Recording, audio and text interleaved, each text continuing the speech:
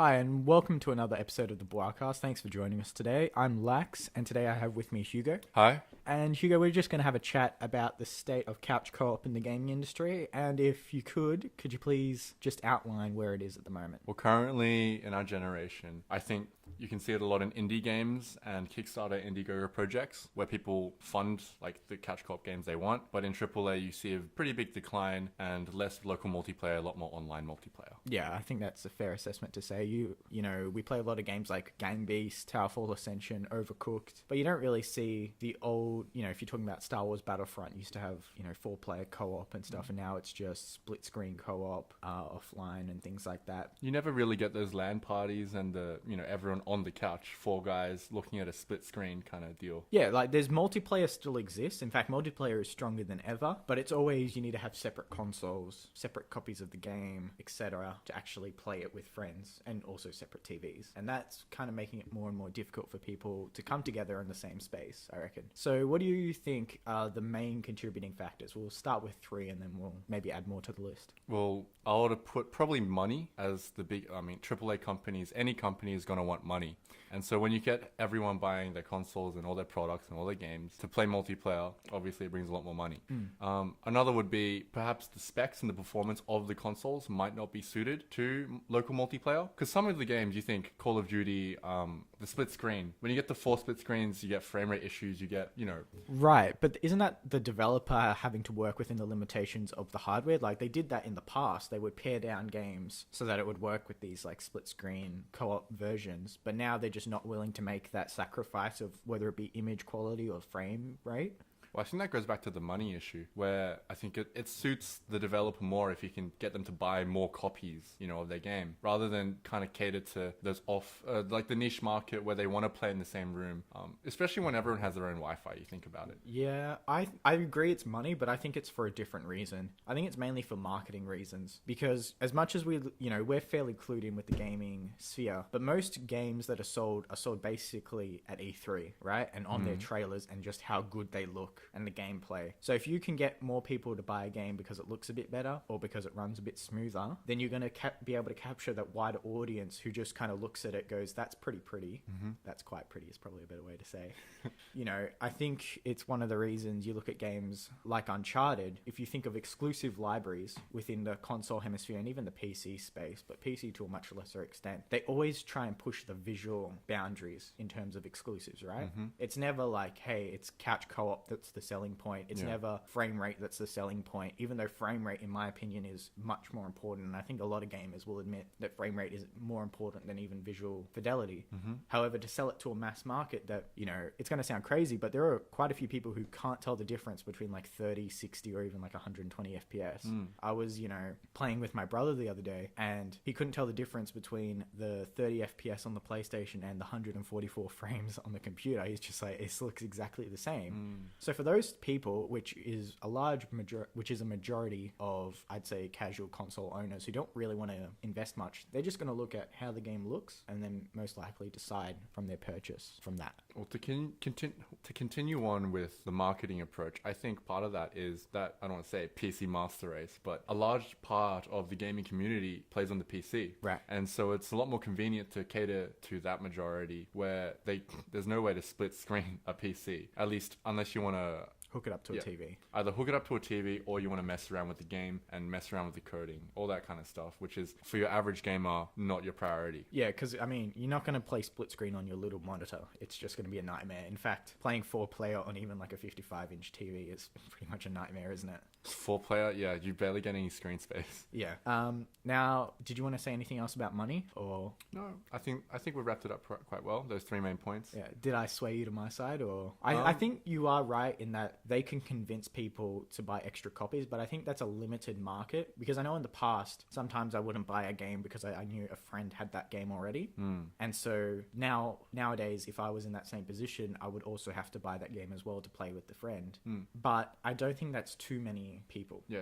I don't think that's a huge difference. I think most people are in the sphere of, if a friend has the game, they're more likely to go and play the game with a friend at their house, that kind of deal. They don't mind playing a single player with 2 people. Yeah. And sorry, your second point. Well, that had to do with the fact that there's performance issues perhaps with the machine in running. Well, if you have Call of Duty, yeah, and it's got high rendering and all sorts of graphics, and I don't know what sort of stuff they put into it. But when you split that into 4 screens, suddenly you've downsized all the pixels, but the machine still has to render. Yeah, like 4 viewpoints. Right? Exactly. So that might be a limitation, and it might be a reason for the decline in local multiplayer because it's not something they particularly want to do with their machines. Because you think at E3, all those RPGs and all those FPS games, they all want to strive for the greatest graphics possible. We heard at the E3 conference, 4K, 4K, 4K, all these buzzwords, yeah? Yeah. That's what they aim for, and it's a lot more achievable if you're only having one single screen. Yeah, I kind of agree with that. I think it's a different cause. I think that's just a symptom. I think it's because of the rise in multiplayer games that has caused the death of couch co-op. So you're seeing a lot more dedicated multiplayer games within the last, 5-10 years. You're thinking Overwatch, like Dota, LoL has all risen up. So people get their multiplayer fix or they're playing with other people. Because when I go to play a game, it's as a leisure experience. So when I want to decide what game I want to play, I base it on what I feel at the moment. And this is kind of related to how I think racing sims and dedicated racing games are getting less and less popular, is because you're getting your fix of playing with someone else in a different game. Hence, when you play like a campaign or something like that, you don't necessarily want someone else to be in that experience as well, because the stats don't lie. People aren't using the co-op features when they're presented.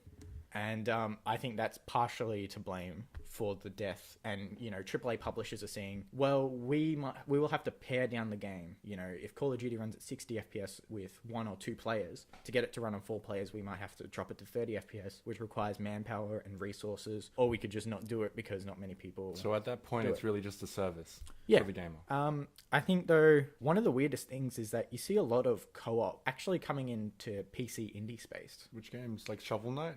No, but you're talking about like Gang Beasts and stuff. Oh, yeah. That originally started on the PC. Obviously came to PS4, Xbox One, etc. at a later date. But it seems to be originating, like having a renaissance in that space because of Kickstarter and crowdfunding, really. But no, there was something else I wanted to say.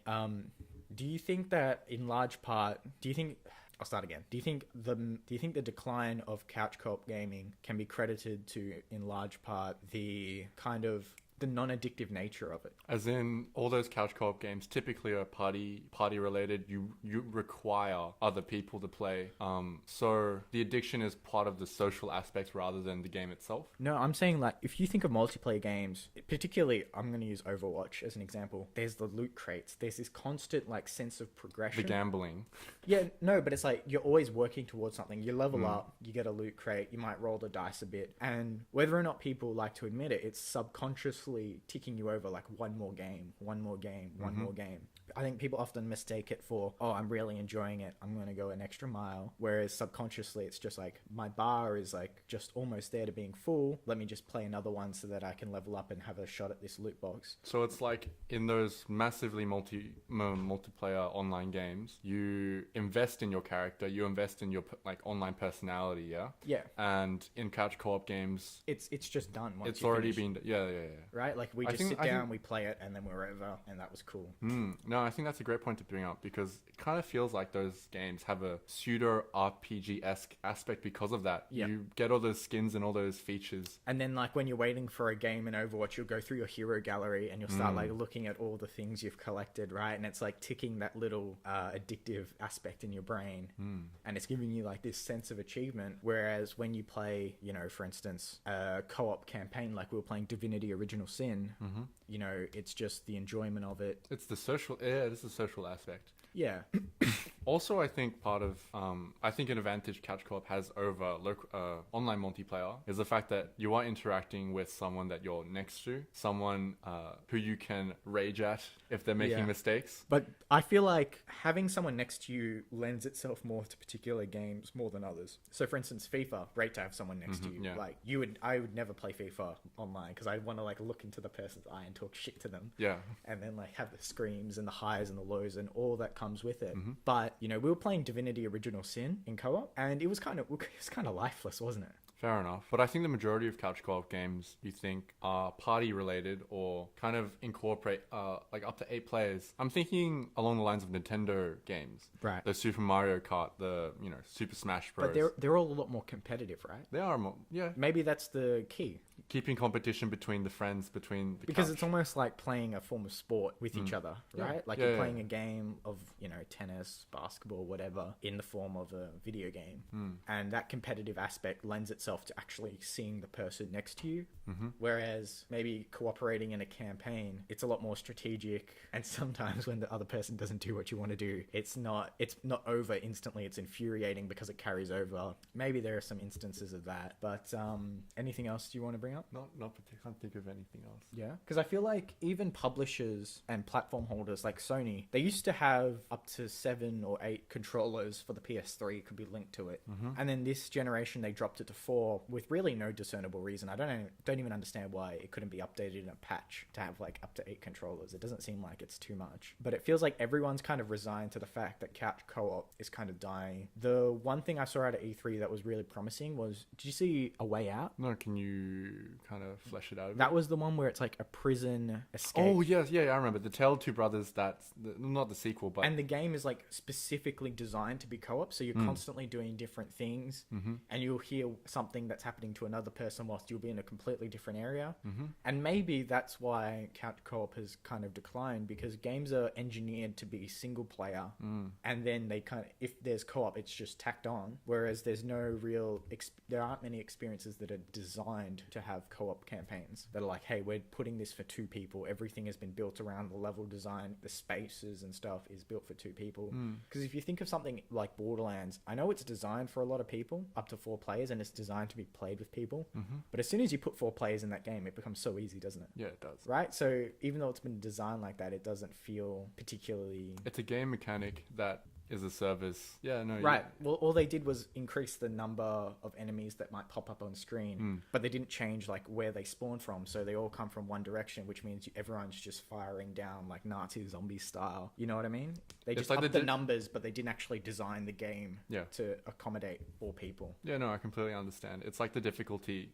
They assumed it's dependent on the number of enemies and some very baseless factors, when in fact, it's completely run over by the fact that you just have 4 people. Yeah, and like one of the things that is always abused when you have co-op is is basically when one person gets downed, everyone just runs around and then comes back and revives them, so no one really dies forever. Now, there's one last thing that I had in my mind that I wanted to mention. Yes, it's this. Do you think that the rise of gaming in recent history has caused the death of couch co-op? Because in the past...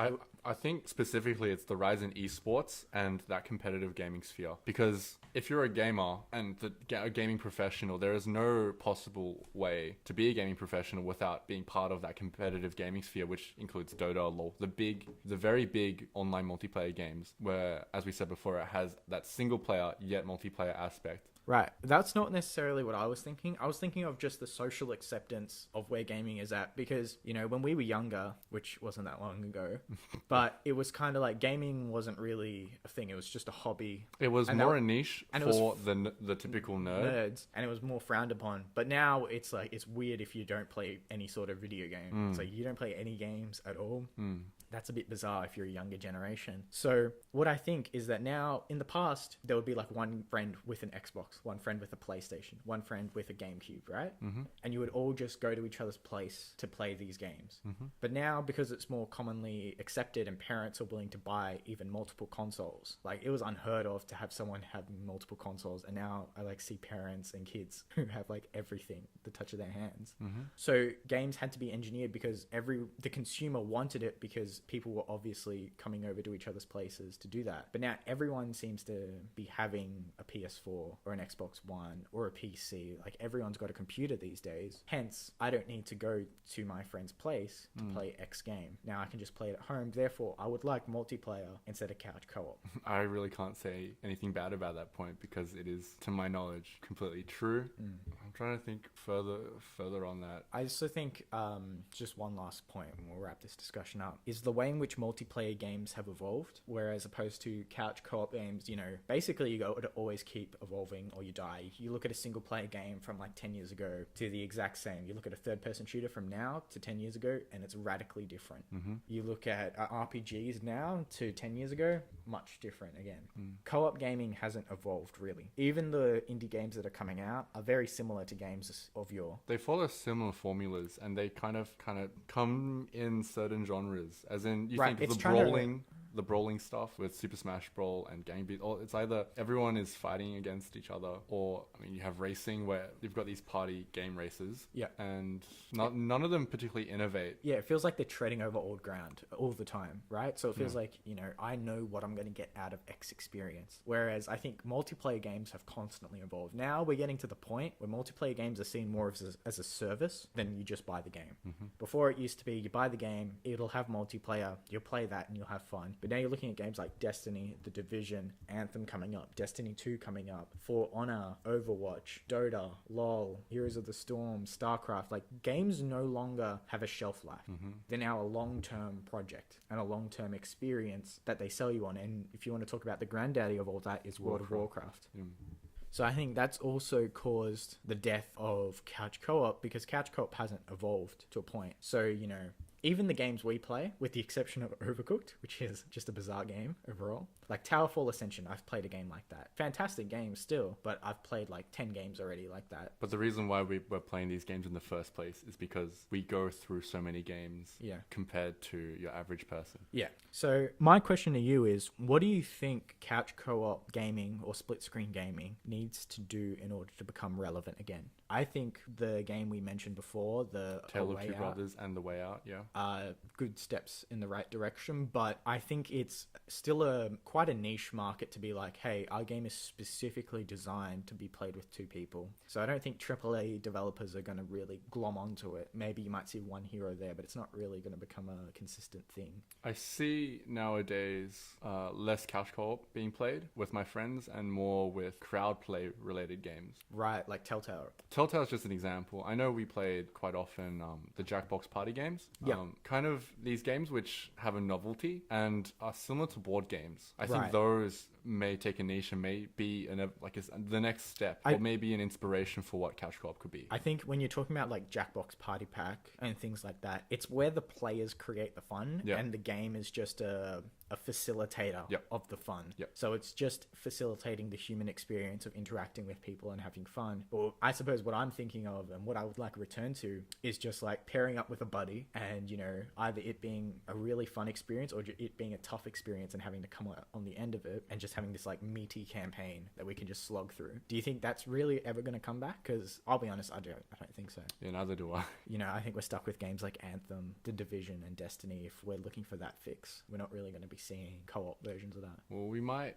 perhaps in VR, there might be some sort of experience. Maybe some multiplayer aspect where everyone has to be in the same room, or... Oh god, everyone's going to be hitting each other, tripping over cables, left, right, and center. Maybe it might not be relevant in the current consoles and PC, but... Sometime in the future. Yeah, I suppose it's pretty sad. I don't really see a future for these AAA budget game co-op campaigns anymore. Neither do I. Do you think it can innovate in terms of the multiplayer aspect? Because I think if you look back on the PS3 era, PS3 specifically, you could do co-op online with a lot of games because online was free. And I know you can, I don't know, can you do it on a PC? You can't have two Steam accounts activated at the same time No, on PC. no, you can't. Yeah, but you could do that on the PS3. You could just play because online was free. But now you need to have PlayStation Plus or you need to have Xbox Gold, Live Gold, whatever. And not only that, you must have it on every account that you want. Yeah. So if you want online. 2 people to play online, you're going to have 2 accounts. And if you're bringing in a friend, you know, you'll bring in like 5 different friends to play the same game. It's not going to work. It's just how it is. But yeah, do you see any way it can come back? Because I thought surprisingly was Assassin's Creed Unity had like co-op ones where people would run around the Assassin's Creed world. And even though that game was a broken mess, the concept I thought was really good because you're seeing this generation is the generation of the open world and the sandbox. And it's kind of like calling back to the Jackbox Party Pack is you're just letting players roam free in this world and create havoc however they want. So do you think maybe you can see something like that where the game still acts more of as a facilitator but still gives a decent campaign? I'm thinking like, do you remember the PC mod for Just Cause 2 where you could have like multiple people in your same world and everything would I'm just be thinking crazy? GTA 5. Oh, GTA Where it's 5. completely, it's like you can have so much chaos in that game. Yeah, People yeah. mucking around. Maybe, yeah, it And already then, exists. that game is so old, but people still play it. Yeah, And I was as looking well as Gmod games. A lot of Gmod yeah, games. Minecraft, you're talking about. Where the players create their own experience. But yeah, I think only if like we already have those set games which fulfill that, and people are stuck to like Gmod, Minecraft. Like again, because they're an evolving service. yeah. But those aren't really sit next to each other games. No, they aren't. Maybe Minecraft because it can be run on a phone. But, maybe you can do that with Minecraft. But I don't see too many people sitting next to each other and doing that. Yeah, pretty bleak imagery right now. Perhaps with like we did play Ian Alter. That was couch co-op. Actually, yeah, that is. Where maybe instead So of... do you want to explain what Eon Altar is first? Right, so Ian Alter is, I think it was a Kickstarter project that started quite a while ago, and it did get the funding. And what it is a dungeon crawling, Dungeons and Dragons based game where everyone picks a certain character and has to have and plays out their personal agendas to the best of their ability and try to role play what the character would be. Yep. So very Dungeons and Dragons esque.